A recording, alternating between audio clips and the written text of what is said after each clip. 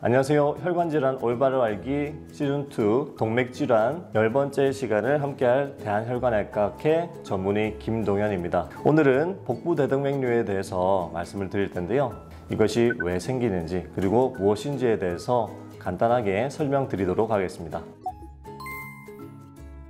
선생님, 안녕하세요? 다름이 아니라 저희 아버지가 건강검진에서 우연히 복부 혈관이 커져 있다는 이야기를 들었습니다. 위험한 건지 아닌지 걱정이 되네요. 배 안에 있는 가장 큰 동맥이 늘어난 현상을 의미합니다. 흔히 혈압이라고 하는 것은 이런 동맥벽에 지속적으로 전달되는 압력을 의미를 하고요. 이런 압력이 계속 지속되는 가운데서 복부 대동맥이 약해지면은 그 혈관이 늘어나면서 그 크기가 너무 커져서 터질 수 있는 아주 무서운 질환입니다. 동맥은 그 혈압을 견딜 수 있고 그 크기가 정상적으로 유지될 수 있는 탄성이라는 성질을 지닙니다. 용수철을 이제 생각하시면 쉬운데요. 보통 용수철이라는 거는 어느 한계점까지 힘을 가했을 때 정상적인 형태로 다시 돌아오는 성질을 지니게 됩니다. 하지만 그 용수철도 그 한계점 이상의 힘을 가하게 되면은 용수철이 망가지면서 정상적인 크기로 돌아오지 못하게 됩니다. 혈관도 자신이 견딜 수 없는 한계점 이상의 혈압이 지속적으로 가해지거나 혈관의 주요한 구조를 이루고 있는 엘라스틴, 콜라겐이라는 물질이 점점 감소하게 되면서 그 탄성력을 잃게 되면 혈관이 쉽게 늘어나게 됩니다.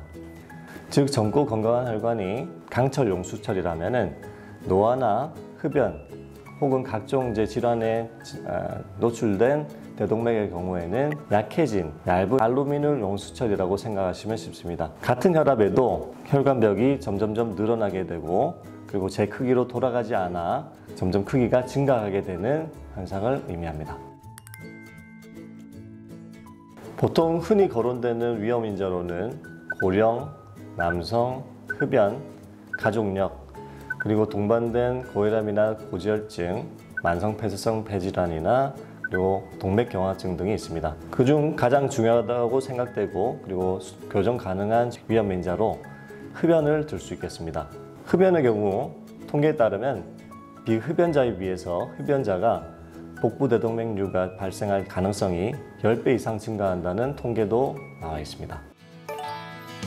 여러분은 지금 대한민국 최고의 혈관질환 전문의들의 모임 대한혈관외과학회에서 만드는 혈관질환 올바로 알기 시즌2 동맥질환 편을 보고 계십니다.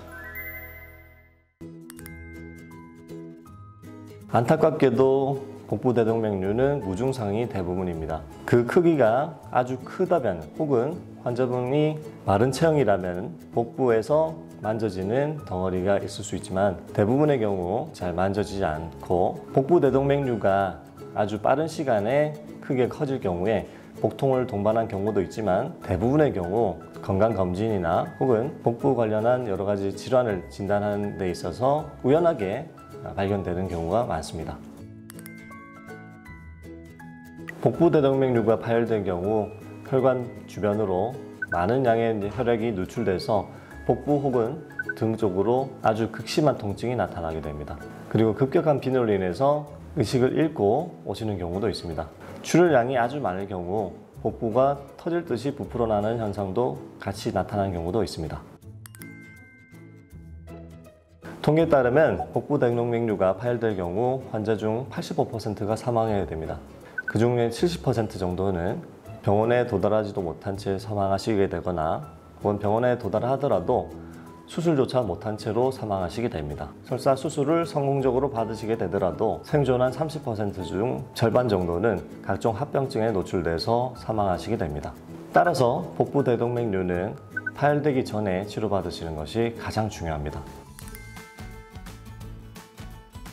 복부대동맥류의 경우에는 자각 증상이 없기 때문에 만 65세 이상의 남성분들 같은 경우에 특히나 흡연을 하신다면 1년에 한 번 정도는 초음파를 통해서 검진을 받아보시는 것을 추천합니다.